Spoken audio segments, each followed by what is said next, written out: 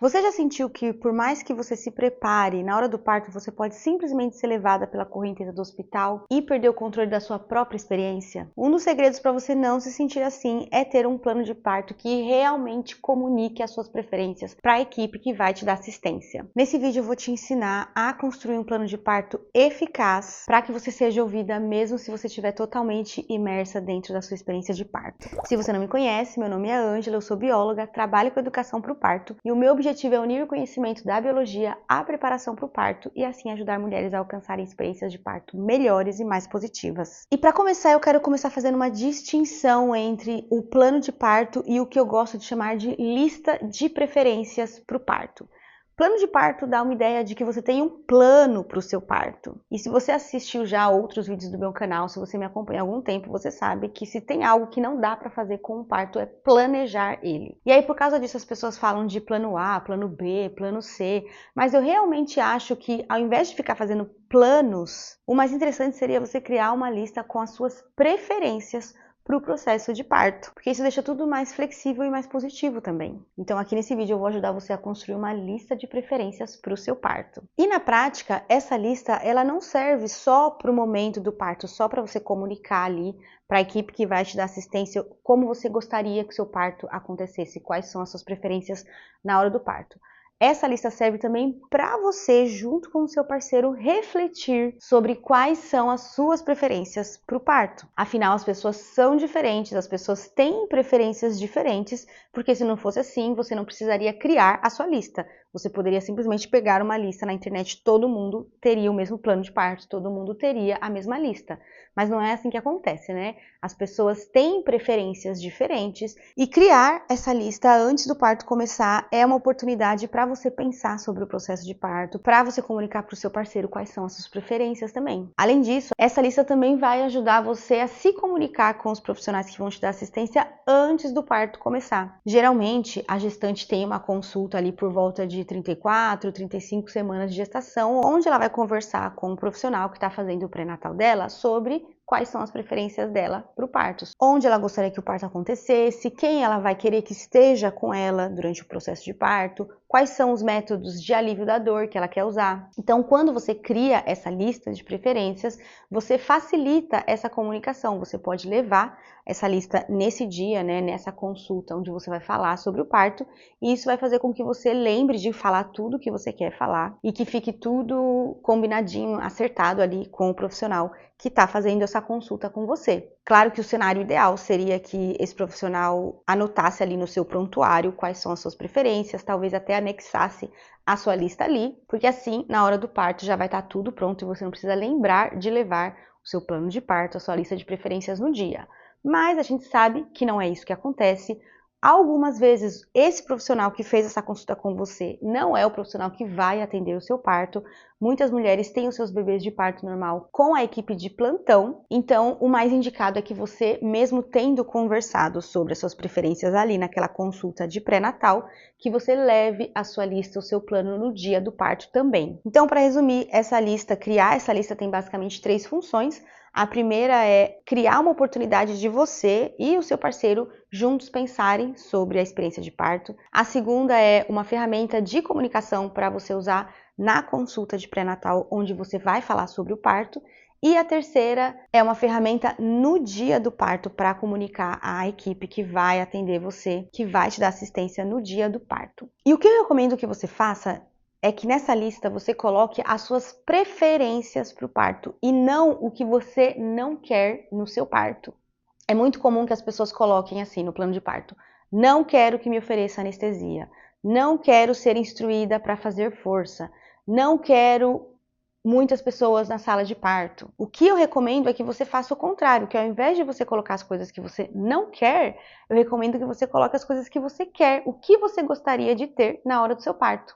Porque isso vai fazer uma diferença gigante na forma que o profissional, a equipe, recebe essa informação. E para isso ficar mais claro, mais visual para você, eu vou trazer aqui um exemplo de uma lista de preferências para o parto que comunica as coisas de forma positiva como um convite para aquele profissional ajudar você, te apoiar a ter uma experiência de parto boa, uma experiência de parto positiva. Isso faz muita diferença. Antes, na verdade, de trazer o exemplo aqui, eu quero te contar outra coisa que foi o que aconteceu comigo na minha segunda gestação. Eu estava com 41 semanas e 2 dias de gestação e eu tive uma consulta com a ginecologista e bem no início da consulta ela já falou: eu estou vendo aqui que você está com 41 semanas e 2 dias, que o seu colo foi checado há 3 dias atrás e estava muito duro, não estava maduro, então a gente vai marcar a sua indução para amanhã. E aí eu tinha duas opções. Eu poderia ter falado para ela: não quero marcar a indução, não quero ser induzida. Ou eu poderia falar para ela o que eu falei, que é: eu gostaria muito de que o meu parto começasse de forma espontânea, gostaria de ter um parto natural. Você acha que isso seria possível no meu caso? E aí o que aconteceu é que ela olhou para mim e falou: sim, claro, vou te checar e a gente discute isso. Daí ela fez um ultrassom, viu como estava o bebê, fizemos um cardiotoco, ela mediu mais ou menos como estava o líquido amniótico, a função da placenta e disse que estava tudo bem. Ela checou também o colo do meu útero e disse que ele já estava bem mole, bem macio, que eu estava com 1 centímetro de dilatação, diferente de 2 dias atrás, onde eu não tinha nada de dilatação. E por causa disso ela falou: pode ir para casa, que o seu parto vai começar aí nas próximas horas e a gente não precisa marcar a indução ainda. Eu voltei para casa, passei um dia normal, não senti nada nesse dia, mas de madrugada eu comecei a sentir contrações e minha filha nasceu no dia seguinte. E essa história é para você entender como o que você fala, a forma como você comunica as suas preferências, os seus desejos para o profissional pode fazer toda a diferença na forma como ele vai te atender. Porque se eu tivesse falado para essa ginecologista: não quero ser induzida, provavelmente ela ia ter entrado num modo de defesa, porque ela tinha acabado de me dar uma sugestão e eu falei para ela que eu não quero aquela sugestão que ela me deu. Então ela ia pensar: nossa, por que você não quer? Você acha que o que eu estou te sugerindo é ruim? Mas como, ao invés disso, ao invés de falar eu não quero a sua sugestão, eu falei: olha, eu prefiro isso. Você acha que você consegue me ajudar a conseguir isso? A postura dela foi muito mais receptiva e a consulta foi muito positiva e eu realmente consegui o que eu queria. Agora, um exemplo de uma lista de preferências do parto escrita nesses moldes que eu te expliquei aqui. Começaria com um parágrafo geral falando sobre a lista. Por exemplo: nós gostaríamos de contar com o seu suporte para nos ajudar a criar um ambiente tranquilo, tanto fisicamente quanto mental e emocionalmente. Então veja que a lista começa pedindo o apoio, o suporte da equipe, do profissional, reconhecendo que ele tem sim uma função ali no processo.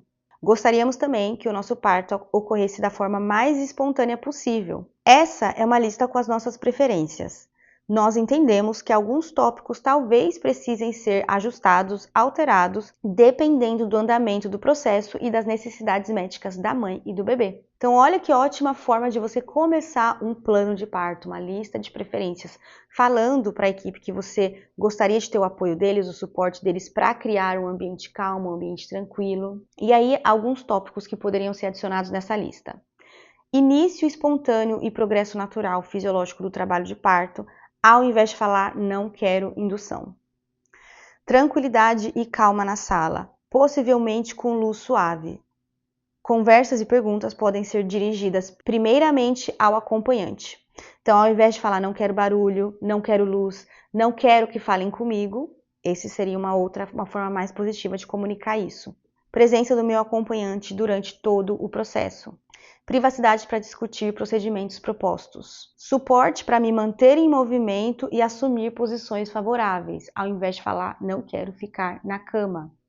Uso de medidas alternativas para ajudar com alívio da dor. Respiração, bola de pilates, compressas quentes, massagem, tem chuveiro, banheira. Ao invés de falar não quero anestesia, não quero que me ofereça anestesia.